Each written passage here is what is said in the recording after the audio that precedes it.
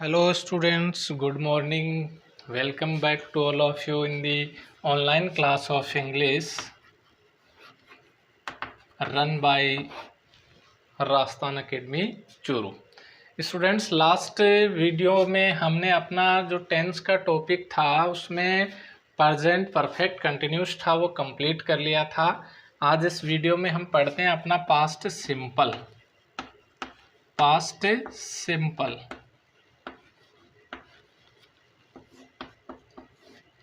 जैसे present simple के अंदर कोई हेल्पिंग वर्ब नहीं होती है, ठीक वैसे ही पास्ट सिंपल में भी हेल्पिंग वर्ब नहीं होती है।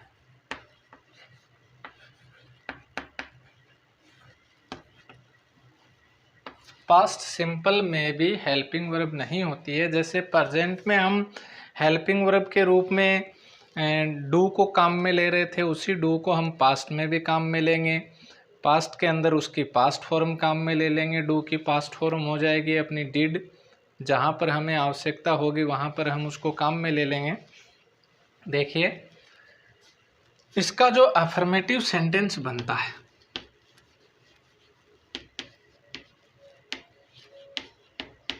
अफर्मेटिव सेंटेंस,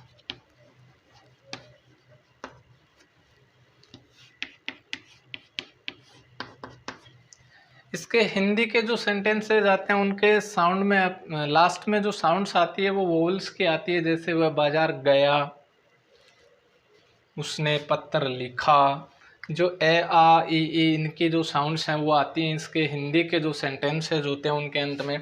तो जैसा कि आपको बताया कि सेंटेंस के अंदर अफर्मेटिव सेंटेंस में हमें हेल्पिंग वर्ब की आवश्यकता भी नहीं होती है और पास्ट सिंपल के अंदर जो हेल्पिंग वर्ब है वो होती भी नहीं होती है। तो और इस अफर्मेटिव में हमें उसकी रिक्वायरमेंट भी नहीं है। तो इसका स्ट्रक्चर क्या बनता है?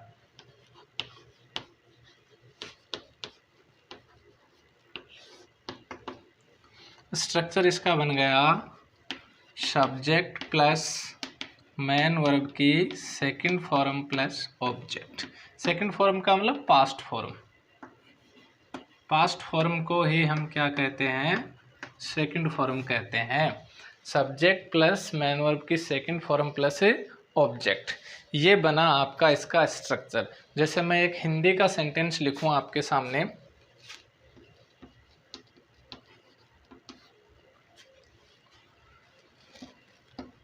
वह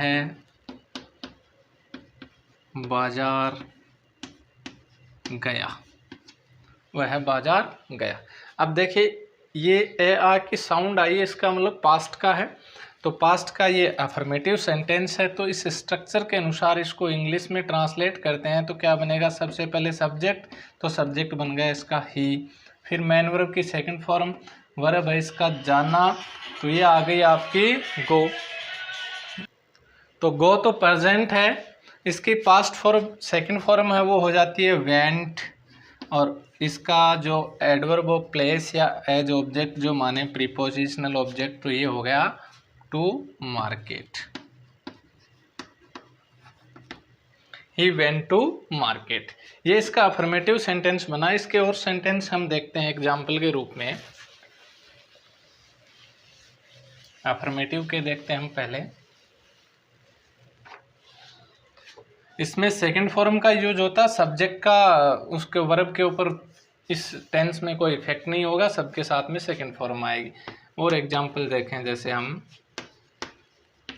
वर्ब दे दिया आपको कुक फूड, दूसरा आपको दे वर्ब दे दिया आपको प्ले हॉकी, तीसरा आपको सी वर्ब दे दिया आपको टीच अस। फोर्थ सेंटेंस आपका राम राइट ए स्टोरी। ये 4 सेंटेंस हैं अपने। और इसमें ये कहा जाए आपको कि इसमें पास्ट सिंपल फिल करना है, तो जो 4 के 4 जो सेंटेंस हैं वो आपके कैसे हैं? अफर्मेटिव हैं। अफर्मेटिव हैं सेंटेंस, तो अफर्मेटिव का स्ट्रक्चर आपको याद है, सब्जेक्ट प्लस मेन वर्ब की second form plus object, subject plus second form plus object. Affirmative का सब्जेक्ट ऑब्जेक्ट आपको दिया हुआ है, यदि सब्जेक्ट ऑब्जेक्ट दिया तो आपको केवल मेन वर्ब की सेकंड फॉर्म फिल करनी है। सेकंड फॉर्म फिल कर देंगे, कुक की सेकंड फॉर्म हो जाएगी कुक्ड। मोस्ट जो रेगुलर वर्ब्स होती हैं मेन वर्ब की, उसमें ईडी लगाने से बन जाता है। प्लेड, प्ले की सेकंड फॉर्म, टीच की सेकंड फॉर्म टॉट, राइट की सेकंड फॉर्म रॉट, ये बने। She cooked food, they played hockey, she taught us, Ram wrote a story. तो ये बनते हैं इस प्रकार से इसके अफर्मेटिव सेंटेंस। जब हमें इसे नेगेटिव में बदलना होता है, चेंज करना होता है नेगेटिव के अंदर इनको, तो जैसे नेगेटिव में चेंज करना होगा हमें इसमें हेल्पिंग वर्ब की आवश्यकता होगी, और हेल्पिंग वर्ब इसमें है नहीं तो हम ले आएंगे डू, और डू की भी पास्ट फॉर्म काम में लेंगे तो वो आ जाएगी इसमें डिड। तो हेल्पिंग वर्ब के रूप में नेगेटिव सेंटेंस में क्या काम में ले लेंगे, डिड। अब देखिए नेगेटिव सेंटेंस तो क्या हो गया अपना नेगेटिव है इंट्रोगेटिव, उसमें जो हेल्पिंग वर्ब काम में लेंगे वो क्या ले लेंगे हम, डिड।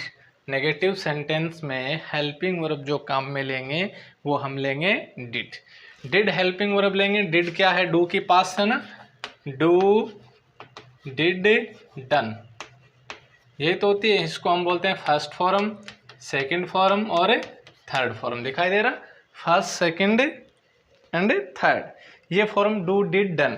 और इसी को यदि हम वर्ब के अकॉर्डिंग लिखेंगे तो प्रेजेंट,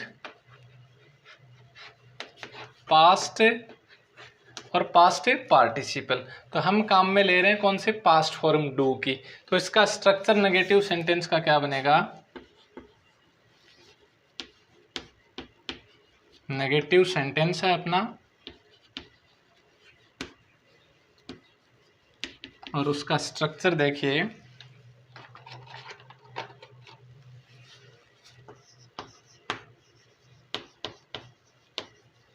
स्ट्रक्चर इसका बन गया सब्जेक्ट प्लस नेगेटिव बनाना तो हेल्पिंग वर्ब आ गई डिड प्लस नॉट। अब इसको पास्ट में कन्वर्ट करने के लिए डिड पर्याप्त है, तो आगे जो मेन वर्ब की जो फॉर्म आती है, जो अफर्मेटिव में फर्स्ट फॉर्म थी, नेगेटिव में वो अफर्मेटिव में जो सेकंड फॉर्म थी, नेगेटिव और इंट्रोगेटिव में वो मेन वर्ब की फर्स्ट फॉर्म आएगी, मेन वर्ब की फर्स्ट फॉर्म। पास्ट में कन्वर्ट करने के लिए डिड पर्याप्त है, इससे सेंटेंस पास्ट में हो गया, तो आगे जो फॉर्म आएगी वो मेन वर्ब की फिर कौन सी आएगी, फर्स्ट फॉर्म आएगी, मेन वर्ब की फर्स्ट फॉर्म प्लस ऑब्जेक्ट। ये लीजिए, अब इसको जैसे वह बाजार नहीं गया, वह बाजार नहीं गया, ये बना। तो ही डिड लगाना है डिड, नेगेटिव बनाना है नॉट, और जाना की गो। अब फर्स्ट आएगी, पहले वेंट थी उसमें अफर्मेटिव में, क्योंकि उसमें डिड नहीं था, तो he did not go to market.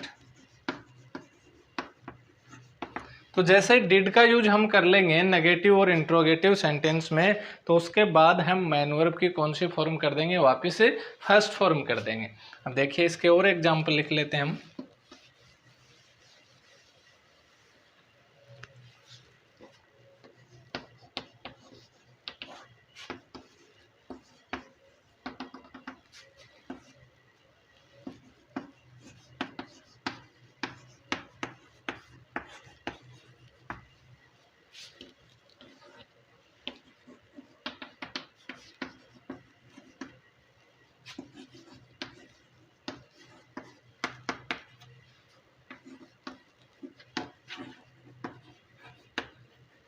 जैसे दो सेंटेंस देख लें हम।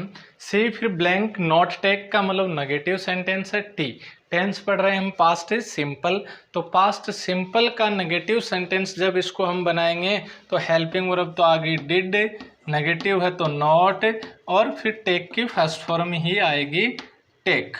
She did not take T.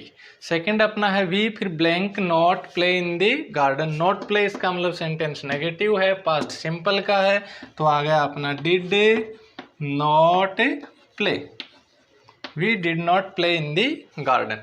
अब देखिए अपना जैसे ये जो डिड है वो एक ही हेल्पिंग वर्ब है, तो सभी सब्जेक्ट के साथ में सिंगुलर के साथ में भी डिड, प्लूरल के साथ में भी डिड ही रहेगी, और नॉट और मैन वर्ब की फर्स्ट फॉर्म।